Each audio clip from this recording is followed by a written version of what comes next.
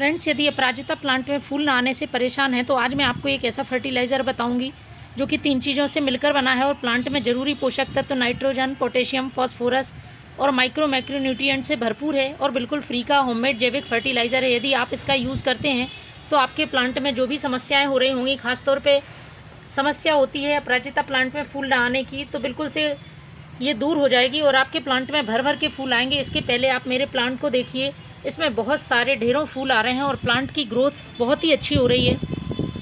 और मेरे पास जितने भी अपराजिता प्लांट हैं सभी फूलों से भरे हुए हैं। लेकिन अपराजिता प्लांट में ज़्यादा फूल लाने के लिए एक बात होना ज़रूरी है, वो है प्लांट की ग्रोथ। प्लांट जितना घना होगा, बुशी होगा, उतने ही ज़्यादा मात्रा में इसमें फूल आएंगे। तो सबसे पहले आपको प्लांट में कुछ ऐसे पोषक तत्वों की डालना ज़रूरी होगा जो कि प्लांट के लिए ग्रोथ बढ़ाने का काम करें। उसके बाद आपको प्लांट में फूल लेना चाहिए।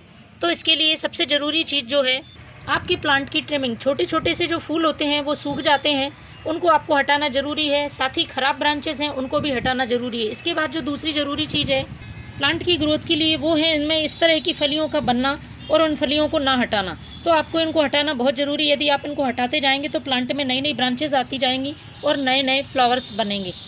इसके बाद यदि प्लांट में पत्तियां पीली पड़ रही हैं तो उसका रीज़न है बहुत ज़्यादा पानी मिलना प्लांट के लिए। तो कोशिश करें आपके प्लांट की मिट्टी का ड्रेनेज सिस्टम ठीक हो और प्लांट में पानी जमा ना हो। इसके साथ ही यदि प्लांट में किसी तरह का इंसेक्ट अटैक है या जड़ों में फंगस है तो उसके लिए भी आपको समय समय पर इसमें नीम ऑयल का स्प्रे करते रहना है, जिससे कि प्लांट में किसी तरह की बीमारी ना हो। यदि प्लांट स्वस्थ रहेगा तो अपने आप उसमें बहुत ज़्यादा मात्रा में फूल आएंगे और प्लांट की ग्रोथ भी अच्छी होगी। तो चलिए शुरू करते हैं। वो कौन सा फर्टिलाइज़र है। आज मैं इस तरह का फर्टिलाइज़र बनाऊंगी जिससे कि अपराजिता प्लांट की मिट्टी उपजाऊ होगी और आप उसमें जो भी फर्टिलाइज़र डालेंगे वो प्लांट को बहुत अच्छी तरह से लगेगा। साथ ही प्लांट को फूल लाने के लिए ज़रूरी पोषक तत्व भी मिलेंगे, प्लांट की ग्रोथ भी अच्छी होगी। तो इसके लिए मैंने लिए हैं 1 मुट्ठी प्याज के छिलके। प्याज के छिलके में बहुत अच्छी मात्रा में potassium, magnesium, iron, calcium, phosphorus, zinc, manganese, बहुत सारे पोषक तत्व होते हैं। तो ये हमारे प्लांट में फूल लाने के लिए बहुत मदद करता है। इसके साथ ही जो दूसरी चीज़ लेनी है वो है ये आलू के छिलके। ये फ्रेश आलू के छिलके लिए हैं। ये भी मैंने 3 आलू के छिलके लिए हुए हैं। इनमें भी बहुत अच्छी मात्रा में पोटेशियम, मैग्नीशियम, कैल्शियम, आयरन पाया जाता है प्लांट की जड़ों की मजबूती के लिए और प्लांट की बहुत अच्छी सेहत के लिए, इसकी तेज़ी से ग्रोथ के लिए ये आलू के छिलके कमाल का असर दिखाते हैं।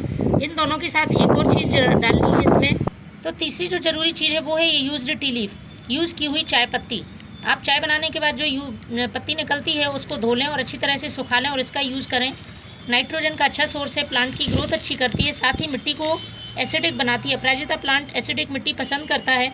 तो इन तीनों चीज़ों को लेना है और इसमें आधा लीटर पानी डाल के, पानी आपको इतना डालना है जितने में ये छिलके भीग जाएं, अच्छी तरह से मिक्स करके 1 दिन के लिए रख देना है। 1 दिन बाद मैं आपको दिखाऊंगी कि किस तरह से फर्टिलाइज़र बना है और किस तरह से इसको डालना है।